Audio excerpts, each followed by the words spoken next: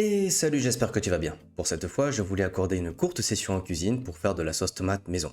Comme ça peut paraître bête, et oui, ça l'est. Bah ouais, quoi, mixer de la tomate peut suffire à faire un coulis que tu peux utiliser comme sauce, et avant de me lancer un vieux regard moisi, je connais des gens à qui ça convenait très bien. Parenthèse à part, le but d'aujourd'hui, c'est de faire une sauce plus aboutie, que ce soit en termes de couleur, texture, et surtout en goût. Pour ça, je te laisse juste par ici la liste des ingrédients que j'ai utilisés, libre à toi de varier les quantités selon tes propres envies. Avant toute chose, le mondage des tomates. Ce n'est pas obligatoire, mais ça permet d'avoir une texture plus lisse à la fin, alors si tu ne comptes pas la mixer, tu peux sauter l'étape. Pour ça, mets de l'eau à bouillir dans une casserole. Pendant ce temps, enlève le pédoncule de tes tomates, fais une croix au couteau sur le dessus et bouillante-les une petite minute avant de les refroidir dans de l'eau froide pour enlever la peau. Bon, pour commencer, taille tes ingrédients séparément. Pour les oignons, cisèle ou émince-les assez grossièrement, hache tes gousses d'ail juste après avant de les ajouter aux oignons à côté. Dans un autre récipient, coupe tes tomates en assez gros cubes. Je n'aime pas imposer de taille précise, mais garde à l'esprit que l'objectif est de faire compoter l'ensemble pendant un bon petit moment.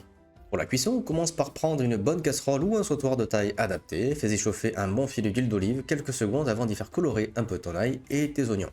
Ici, pas de temps précis, mais je te conseille de commencer sur feu vif afin de faire colorer gentiment tout ça, avant de baisser sur feu moyen pour la prochaine étape. En parlant de ça, quand c'est bon, ajoute tes tomates et tes aromates.